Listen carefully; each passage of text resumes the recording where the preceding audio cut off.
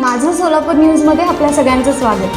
सगळ्यात महत्त्वाचं आपलं जे काम जे आहे जे पुतळ्याचं काम होतं, मला वाटतंय आमच्या माहितीनुसार हे 2024मध्ये वर्कआउट दिली गेली होती. पण मध्ये मला वाटते महाराष्ट्रात काही ठिकाणी जे घटना घडल्या ते पुतळ्याचं हे झालं, त्याच्यामुळं आपल्याकडे जवळजवळ गेले 1 वर्षभर ते काम थांबलेलंच होतं. परंतु मग आपण पुन्हा गेल्या 3-4 महिन्यापूर्वी काम सुरू केलं आणि साधारणतः अजून 3 ते 4 दिवसाचं काम शिल्लक आहे. अंतिम टप्प्यातलं जे काम आहे ते लवकर मॅडम आम्ही साधारणतः 14 ते 15 तारखेपर्यंत संपवण्याच्या सूचना आम्ही त्यांना दिलेल्या आहेत. काम संपवायचे, फक्त तिथं अजून थोडीशी अंतिम बाकीच्या ज्या वस्तू आहेत म्हणजे मावळे बसवणे, झेंडा बसवणे, हे ऑलरेडी मॅडम आपले मावळे आलेले आहेत ना, ते आलेले आहेत, फक्त फिटिंगचं काम बाकी आहे. तर ते आपल्या इलेक्शनमध्ये आमचे 15-20 दिवस परत काम लांबलं, नाहीतर ॲक्च्युली आमचं प्लॅनिंग हे जानेवारी एंडला संपवायचंच होतं. त्यानंतर आता इतर जे सूचना दिलेल्या आहेत त्याच्यामध्ये प्रामुख्यानं मोकाट जनावरांच्या संदर्भात आपला जो पूर्ण मार्ग असेल आणि त्याच्या आजूबाजूची पण आम्ही विशेष त्यांना एक ड्राईव्ह करायला सांगतो. आणि ड्रेनेज लाईन आहे तुम्ही म्हटलं, त्यातल्या 1-2 ठिकाणचा आम्ही प्रॉब्लेम त्यातला सॉल्व्ह केला, चौपाडचा तिथला होता.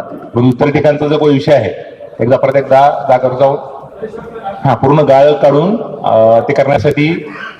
ठीक आहे मॅडम, झेडू मॅडम तुम्ही आणि एकदा तिथल्या लोकल फिरून एकदा पूर्ण एक हे घ्याल त्याच्यामध्ये, आहे ना? ठीक आहे. आणि केबलचा एक विषय आहे, म्हणजे बरं झालं तुम्ही अतिशय चांगला विषय मांडला. तुम्ही जो विषय मांडला मी आमच्या परदेश साहेब आम्ही बऱ्याच वेळा चर्चा केली. आता हे म्हणजे ते आपल्या शहराचं विद्रुपीकरण पण होतं मोठं, पण आता आमच्याकडे 2 प्रवाह आहे.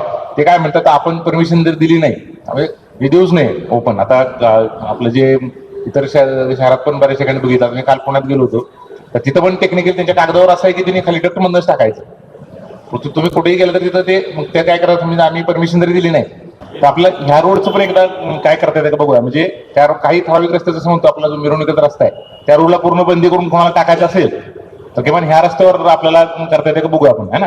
एवढं प्लॅनिंग करा ते आमचं, कारण प्रत्येक वेळा तुमचं आपलं पण काम वाढतं ना, ते जेडोरा प्रत्येक वेळा काढा हे करा आणि ते रिस्की पण आहे थोडंसं. आणि मेन म्हणजे हा मुख्य रस्ता आहे त्याच्यामध्ये ते म्हणजे शेवटी कसं आपल्याला पुण्यात मी बऱ्याच वेळा म्हणलं की आपल्या जी शहरं चांगली का वाटतात पुणे किंवा इतर मोठ्या शहरात का नाही, तर तिथं लाईट सुद्धा नाही. तर आपल्या शहरामध्ये इलेक्ट्रिकल लाईन आहे, तुम्ही बघा पुण्यात मुंबईत कुठंच त्यांच्या बाय डिफॉल्ट त्यांचे इलेक्ट्रिकलच्या लाईन ते अंडरग्राऊंडच टाकतात. ते कॉस्टली पडतं, जवळजवळ ओव्हरहेडपेक्षा जवळजवळ 3 ते 4 पट त्याचं काहीतरी एस्टिमेट जास्त असतं. परंतु पण त्याच्यामुळं खूप महत्वाचा आपल्या शहराच्या ज्या सौंदर्याला जे आपण म्हणतो त्याचा महत्वाचा रोल आहे. ठीक आहे, आपल्याला जेवढं शक्य आपण तेवढं करूया, परंतु केबलचं आपण आपल्याला रोल करू शकतो. किमान हे जे मुख्य रस्ते आहेत आणि त्याचा ठराव घेऊन आपण आणि एक व्हिजिट पण करू. आणि मेन म्हणजे हा मुख्य रस्ता काय सगळ्याच, कारण वर्षभर आपल्या वेगवेगळ्या जयंत्या आणि मिरवणूक असतात, तर त्यात आपल्याला होईल. तरी आज त्याचा पण आम्ही विचार करतो. आम्हाला असा ऑफिशियल कुठलाही हे मिळालं नाही, इलेक्शन झालं एवढं मोठं, त्याच्यामध्ये आम्हाला कुठंही पोलीस प्रशासनाचं खूप मोठं सहकार्य लाभलं आणि अतिशय शांत वातावरणात पार पडली. त्यासाठी मी पूर्ण आयुक्त साहेब आणि पूर्ण आमचं पोलीस प्रशासनाचं आमच्या महापालिकेच्या वतीनं आभार व्यक्त करतो. आणि आपले म्हणजे अतिशय अटीतटीची निवडणूक झाली तरी काय जास्त काय भांडणं झाले नाहीत. नाही ते झाले होते अहो, म्हणजे जे तुमच्या लेवलला म्हटलं म्हणजे आम्हाला काय उत्तर द्यायला लागलं नाही वरती, म्हणजे झालं म्हणजे व्यवस्थित झालं म्हणायचं. तेच नाही, ते अतिशय मला ते जाणवलं की आपल्याकडं अतिशय पोलीस विभागाचं पण अतिशय चांगलं सहकार्य लाभलं. थोडी ओढाताण होतच असते इकडे तिकडं, परंतु ओव्हरऑल अतिशय चांगलं हे झालं आणि नागरिकांचं सुद्धा सहकार्य भेटलं.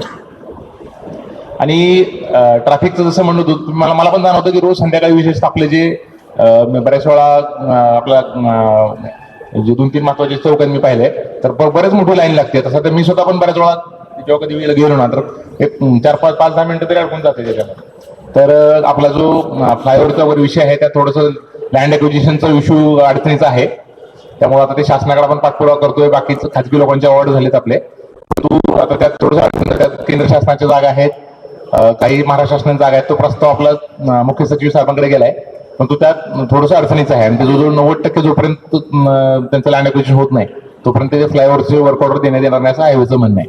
तर त्यामुळे आता त्यात बघू आता आम्ही वरिष्ठ स्तरावर पुन्हा एकदा हायलाईट करतो ते, परंतु ते पण जाणवतं की जोपर्यंत आपल्याकडे म्हणजे मोठे मोठे चौक जे आहेत त्या ठिकाणी विशेषतः सकाळी आणि संध्याकाळी जे आपलं शाळांचं टायमिंग आहे, कॉलेज ऑफिस टायमिंग आणि संध्याकाळी साधारणतः 5 ते 8च्या दरम्यान, तर विशेषतः ते आपल्या एसटीचे ज्या बसेस वगैरे येतात तर त्याचं सुद्धा जाणवतं की मोठ्या प्रमाणावर आणि विशेषतः शिवाजी महाराज चौकातच ते चोकिंग पॉईंट आहे.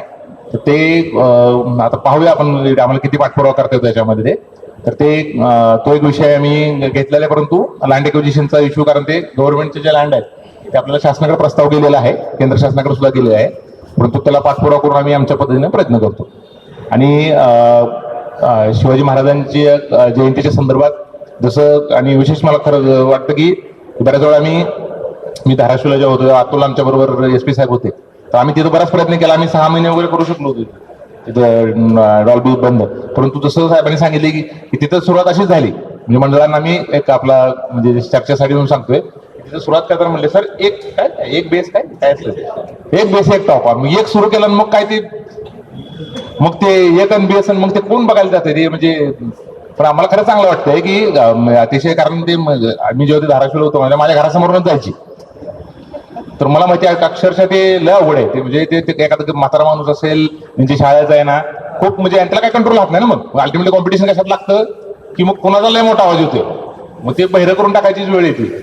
तर ते मला खरं वाटतं आपण अतिशय चांगला पायंडा पाडलेला आपल्या नागरिकांनी, आणि आपलं सर्व, आणि लोकप्रतिनिधींचा सगळ्यात महत्त्वाचा रोल आहे मला माहिती, कारण नागरिकांच्या पेक्षा इथं लोकप्रतिनिधींनी जर आमच्या राजकीय लोकप्रतिनिधी मागे जाऊन सांगितलं की साहेब हे करायला लागते, ते काही म्हणू शकत नाहीत. मला विशेष वाटतं की आपल्याकडच्या सगळ्या लोकांनी अतिशय एकदम सपोर्टिव्हली हा रोल घेतला. आणि मुख्यत्वे मला वाटतं आपल्या म्हणजे जसं त्यांनी सांगितलं, विधानसभेमध्ये पण चर्चा झाली, आणि बाकीच्या इतर आमदार महोदयांनी यांनी सांगितले की असं का करता येत नाही, है ना. त्यात म्हणजे आपला म्हणजे मला वाटतं आपण जर एखादी चांगली गोष्ट केली, आणि त्यात जसं आपले ट्रॅडिशनल जे वाद्य आहेत त्याला तर काहीच अडचण नाही. माझं तर म्हणणं आहे की त्याला उलट प्रोत्साहन मिळते.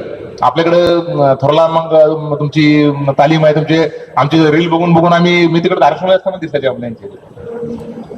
तर ते एवढं जर फेमस आहे आपल्याकडे, म्हणजे सोलापूरमध्ये एवढं महत्वाचं आहे, तर आपण त्यात म्हणजे वाटते त्याला आपल्याला कसं अजून प्रोफेशनली करता येते ते आपण बघितलं पाहिजे. आणि आपल्या जे सूचना आहेत, आणि आम्ही कायमच ओपन आहेत, आपले प्रतिनिधी पण आलेले आहेत, त्यांच्या मार्फत पण आता तुम्ही मांडू शकता आमच्याकडं. तर पुन्हा एकदा जे काय आम्ही आमच्या पद्धतीने प्रयत्न करू, एक जॉईंट व्हिजिट पण आपण आधी करूया, आणि काही तुमच्या अडचण असले तर आम्ही नक्कीच सगळं ऐकून घेण्यास तयार आहे. माझं सोलापूर न्यूज या YouTube चॅनलला सबस्क्राईब करा आणि बेल आयकॉन प्रेस करायला विसरू नका.